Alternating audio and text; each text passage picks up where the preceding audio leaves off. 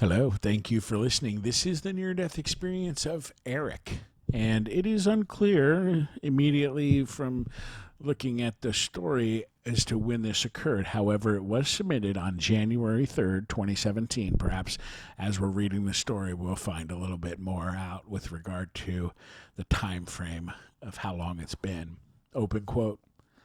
My two friends and I had been camping for about 5 or 6 days. The weather was very bad with the rain, wind, and drizzle. We call it Brittany weather. On the day of the experience, the sun was shining and the wind had calmed down, so we decided to take the boat out.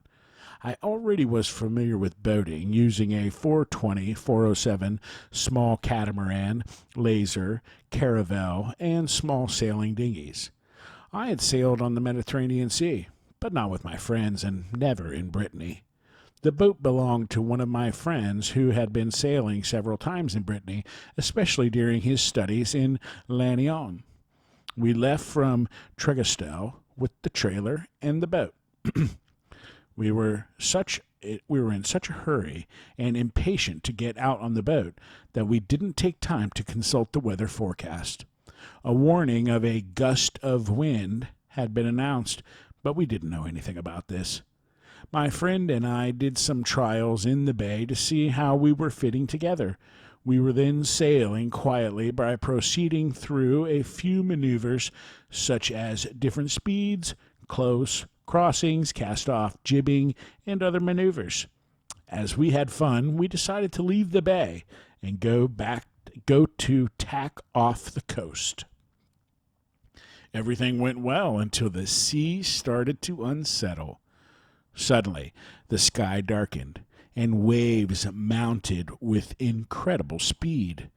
The sea became very choppy. Quickly, we were taken between waves of several meters' height. Our 420 boat literally surfed on the waves. My friend was at the helm. He couldn't hold the boat steady anymore. On the top of a wave, we were hit by an enormous second wave from the side. It dragged the boat along like a cork. My friend, who was inside at the helm, could stay on the boat, but since I was sitting outside, I was ejected from the boat. Very fast, we found ourselves several hundred meters away from each other. He was on the hull of the boat that had capsized. I, like a cork, was being buffeted by the waves. My friend was wearing a wetsuit, while I was only wearing jeans, baskets, and a pullover. I had been able to grab a life jacket shortly before being ejected, but had not been wearing it. It was impossible for me to swim to my friend. I tried to keep my head out of the water, but the waves were ceaselessly crashing down on me. I didn't see anything else but the sea. I didn't know which way was north or south or to the coast. Sometimes, when we both happened to be on top of the waves that separated us, I could see the boat and my friend. He was unable to right the boat. I remained in freezing water, about 10 degrees to 12 degrees Celsius, for more than an hour. I remember seeing pieces of the boat that went floating past me like a piece of the keel, rudder blade, and bailer. I tried to hold on to the pieces, but they hindered me staying afloat, so I ended up letting them go. I remember having swallowed cups and cups of very salty water, and then blackness. My past was scrolling backwards, going from the present and back in time towards childhood. I saw the good and bad moments. They were very precise facts, a kind of sorting of the good and the bad, of good people and bad people, good and bad memories. I saw parents, friends, teachers, and memories of childhood. I had a feeling of plenitude, where I didn't sense anything anymore. I was neither cold nor warm. I felt peaceful and quiet. Then I saw a long black tunnel with a luminous point at the very end. The light was growing bit by bit while I advanced in this tunnel. The light turned into an intense light, radiating but not blinding. I felt good. Nothing happens. The light is beautiful, good, and soft. I was saved by crab fishermen who came along to secure us. I think that I came back to consciousness when they reached me. I was unable to mount aboard their boat and to lift myself on the end pieces they had been throwing to me. They passed a slip knot around my body to pull me aboard. There, I experienced a lot of fear. There were 3 sailors on the boat and yelled orders between themselves. Even on their fishing boat and with large motors, the swells were enormous. They were afraid of capsizing, too. The waves were passing over the boat and its perilous maneuvers. Their goal was to save my friend. One of them said it was too dangerous and that they should head towards the port to get back to Tregestyle. The other 2 wanted to get my friend no matter what. In the meantime, the National Navy had been alerted and a helicopter was heading towards us, as well as a frigate of the National Navy. The fishermen were able to make it to the capsized 410 with my exhausted friend clinging as hard as possible to the hull of the boat. They were sending him a rope with a buoy and told him to mount aboard. He refused as he didn't want to abandon his boat. I remember about hearing the sailors tell him, "The boat we don't care about. First men before material. You now let go of this and you come up immediately. This is an order." My friend complied, and the boat continued its perilous course towards the port. Even the boat of the fishermen was surfing, such was the height and strength of the waves.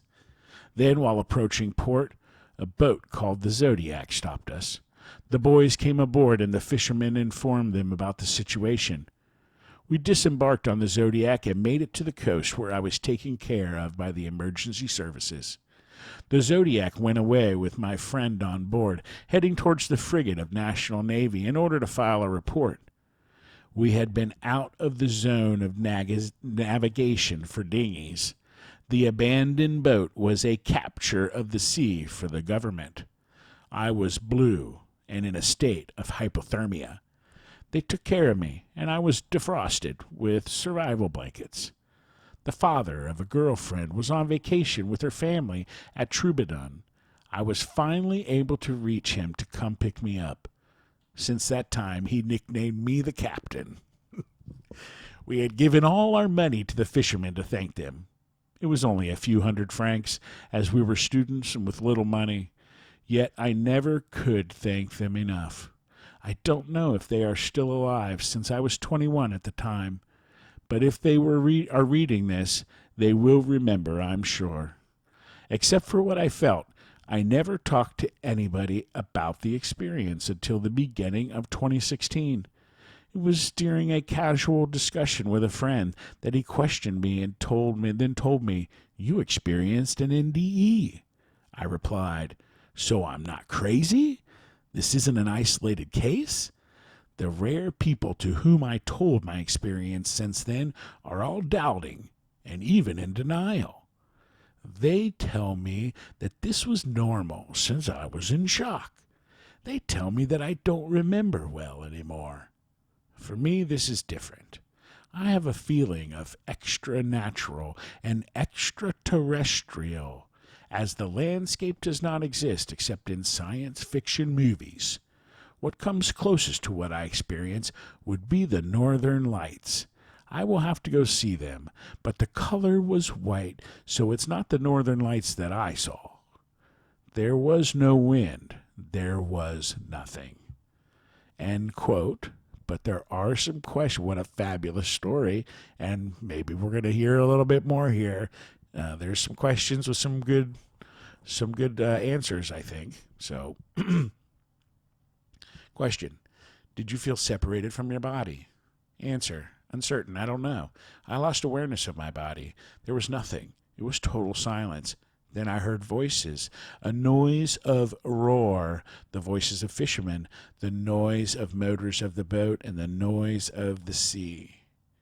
Question, comparing your consciousness. Answer, yes, the countdown of my life, scrolling backwards, was extremely clear and precise in details. I remember that. This sensation of lucidity was unbelievable. Since then, I lost the sensation, and I noticed that there's a lack of discernment. Could there be a cause and effect relationship? Question, did time seem to speed up or slow down? Answer, I had no notion of time, except I had a past that was scrolling past me. Question, comparing your vision. Answer, the immensity of the sea was replaced by the immensity of the void. Before the experience, I was in the open sea, lost in the middle of nowhere and trying to avoid drowning. The sky was torn apart, the sea was torn apart, and there was storm. During the experience, I was in the middle of nothing, except the long tunnel. At the end of the tunnel, there was only the light and the void. I didn't do anything, and I felt good. Question, comparing your hearing. Answer, before the experience, there was the crashing noise of the waves in the wild sea. During the experience, there was nothing but total silence. It was no burden, nothing hostile, and nothing scary. Question, did you pass into or through a tunnel? Answer, yes, a long black tunnel with a luminous point at the very end. The light is growing slowly as I advanced in this tunnel. The tunnel is immense. I could barely see the upper side and the sides. I could only see the luminous point that was very far away. As I get closer to the end of the tunnel, the point of light is growing bit by bit. As the light grows, it fills more and more space. Question, did you see an unearthly light? Answer, yes, an intense white light that was radiating but not blinding. It occupies all space endlessly and in all directions. I was in the middle of the light. Question, did you seem to enter some other unearthly world? Answer, a tunnel that had no real contours, but nevertheless it was a tunnel. At the end of the tunnel was a luminous point. As I advanced in the tunnel, the luminous point was growing until the light was everywhere, and then I was in the middle of nothing. I was in the intense light that was immense and radiating, but not aggressive or blinding. Question, what emotions did you feel during the experience? Answer, I had a feeling of plenitude, appeasement, and a state of well-being. I didn't feel anything like cold or warm. I was peaceful, quiet, and feeling well. Nothing is going on. It's beautiful, it's good, and it's soft. Question, did you suddenly seem to understand everything? Answer, yes, I knew which situations were good and which were bad. The good was pleasant, agreeable, and kind, while the bad was mean, made me feel uneasy and malevolent. Question, did scenes from your past come back to you? Answer, I saw my past scrolling by me, starting at the present, with the houses and the people with whom I was on vacation with and what I was doing. Then the scenes were going back in time, and before the vacation, I saw events at the beginning of the year, last year, and then extremely precise facts with people perfectly identified. There was a sorting of events into good, nice, positive, and evil, bad, nasty, negative. Question, did you come to a border or point of no return? Answer, the boundary seemed to be at the end of the tunnel and in the middle of the light. Question, what importance did you place on your religious/spiritual life prior to your experience? Answer, moderately important to me. Question, what was your religion prior to your experience? Answer, unaffiliated, nothing in particular, secular, unaffiliated, no belief. At the time, having been baptized and had communion, I had been reading the gospel, the Bible, a part of the Quran, and works about Buddhism, so no affiliation, not even agnostic. Question, what importance do you place on your religious/spiritual life after your experience? Answer, moderately important to me. Question, what is your religion now? Answer, unaffiliated, agnostic, vorsidesis. Some French word there. Question, did your experience include features consistent with your earthly beliefs? Answer, before the experience, I had no conformity and no belief. Question, during your experience, did you gain information about premortal existence? Answer, uncertain. The memories were parading in a retroactive way from present to the most distant past. What I remember today is that I saw myself being born, then swimming quietly in the soft waters that were doubtless the womb of my mother. I was struggling to pass through the tunnel and get out of the cave. I was taken with forceps, unconscious, as I was born blue from the umbilical cord was wound twice around my neck. I was reanimated and taking in an enormous breath of air, in order not to suffocate. Do these images correspond with, did you exist before your actual life? Some would say that embryonic life, then fetal life, is the origin of our actual life and consequently cannot be disassociated from it. In that case, I don't know what to answer. Question, did you believe in the existence of God prior to your experience? Answer, God does not exist. Question, do you believe in the existence of God after your experience? Answer, God does not exist. Question, during your experience, did you gain special knowledge or information about your purpose? Answer, uncertain. I do think that I have a mission to accomplish. Good. I'm not sure how to comply, since my life is made of a string of sufferings. My friends also think so, but they refuse to associate the word failure with it, as they say that despite the difficulties and the suffering, I did big things around myself. I am successful in my professional life and the education of my children. It's difficult to describe. The words that could come close to a description are those that a friend uses when he is speaking about me: benevolent, good, pure, and whole. Question, did you believe that our earthly lives are meaningful and significant prior to your experience? Answer, are possibly meaningful and significant. Question, during your experience, did you gain information about the meaning of life? Answer, uncertain. A feeling that there is a mission to do good on earth and to discard and reject evil or protect yourself against it. Question, do you believe in an afterlife after your experience? Answer, an afterlife probably exists, but I am uncertain. I don't know, or at least it is difficult to describe. Let's say that the feeling of the void, the well-being, and the plenitude could be similar to the image of paradise in certain religions. The experience was positive. I felt like I was in paradise. For a person that would have been terrorized, and if the experience would have been terrifying for me, I would use the word hell. Would I have been in hell? I don't know, because my experience is positive. I was at a place of which I have no knowledge that it exists on earth, and I felt good. Alone, but good. Question, did you gain information about how to live our lives? Answer, uncertain. It seems to me that plenitude, as I recently had an experience while alive, would be something like a state or a feeling. This feeling can be attained in some circumstances where all thinking is abandoned. It's especially rare and difficult in the way that I have the feeling to always be thinking and not knowing how to put the brain machine at rest.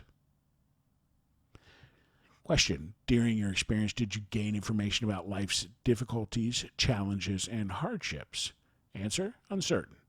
A feeling that there is a mission to do good on earth and to discard and reject evil or protect yourself against it. Question, during your experience, did you gain information about love? Answer, yes. I love people. I love love. And I'm extremely sensitive. I'm regularly unhappy by the behavior of people. Rare are people who allowed me to attain a state of plenitude or nirvana. I only met one recently, and she left me. I love this person deeply, and she appeases me. The rest of the time, I feel like I am in combat against injustice, the wicked, the bad, and evil. I am in combat against what is diametrically opposed to my values of kindness and goodness. I think that these values are universal, but far from being such on earth. Question: was the experience difficult to express in words? Answer: yes. It's difficult to describe with words because it is hard to describe sensations and what I was feeling. It is also difficult to describe the state of lucidity on one side and of well-being and plenitude on the other. In 2 words, clairvoyance and plenitude. I was extra lucid. Question: how accurately do you remember the experience in comparison to other life events that occurred around the same time of the experience? Answer: I remember the experience as accurately as other events. Only some very difficult events experienced at that time are today as clear and precise in my mind.